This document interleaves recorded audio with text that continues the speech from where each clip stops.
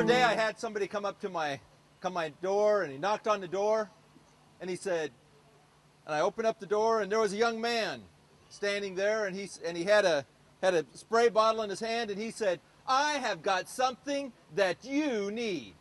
And I thought, what is this guy trying to sell?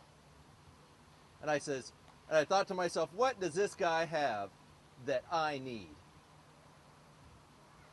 And I looked at him, and he went on, and he started selling me his pitch. He says, "Show me the worst stain that you have in your house, because I have a product I guarantee will take out that stain, no matter where it is." And he just started going around my house everywhere. He'd spray on the window, he cleaned the window. He went to the carpet, he sprayed the carpet, he started cleaning the carpet. And I tell you, I was sold on the product.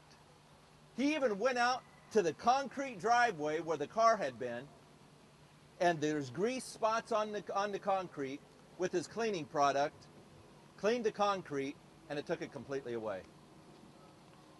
You know what I ended up doing? I ended up buying that product. And I began to think, our lives are a lot like a house. Because we live our life, and things come into our house, and we go out of our house, and we begin to get stained. And you might say, well, what are you talking about? Well, every time we live our life and we break one of God's laws, we begin to get stained with sin inside of our house.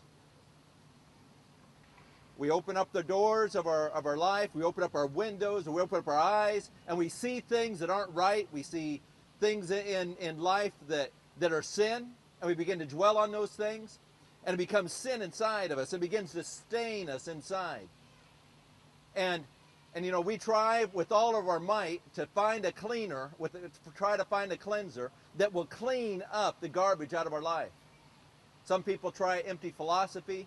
Doesn't do it. Sometimes people will try to go different religions, try to go in and try to clean up the sin out of their lives, and it stays there. They say, what can get rid of the sin and the stain out of their lives?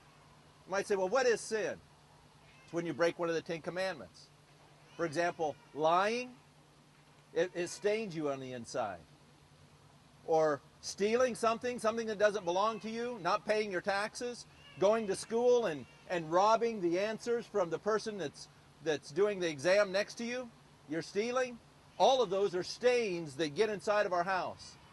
Our sofa gets stained, our carpet gets stained, our windows get stained.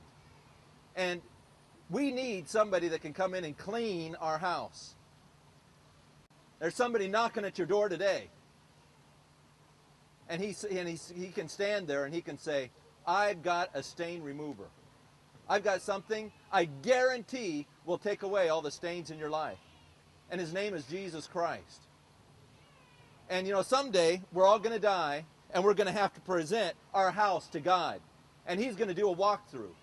And he's going to put on the white glove, and he's going to go through our house, and he's going to look for dirt. And if we have stains, and if our house is dirty, if our carpet's dirty, if our sofas are dirty, if our windows aren't clean, he's going to say, I'm sorry, I don't know you. I don't want this house in heaven. I don't want your life in heaven. So what do? We have to let Jesus come in. And we have to say, Jesus, I want you to come in, and I want you to clean my house. And the first thing Jesus asks is, he says, are you willing to live a life that's not going to get this house all stained up on the inside anymore? That's called repentance. Not letting sin inside your house, and say, you're willing to change your life. And then he says, okay, let me come in. And he says, he begins to clean the carpet. He begins to clean the dishes. He cleans our house on the inside, and we become spotless and white. And he says, okay, that's the kind of a house I want. That's the kind of a house I'm willing to live in. And then he comes into our vessel. He comes into our house, and he cleans us and makes us clean. And somebody's knocking at your door today, and he's got a cleanser. When he died on the cross 2,000 years ago, he has the authority, and he paid the price on the cross to be able to come into your house and clean you from all sin. And he can do that today. I just want to thank you very much for listening.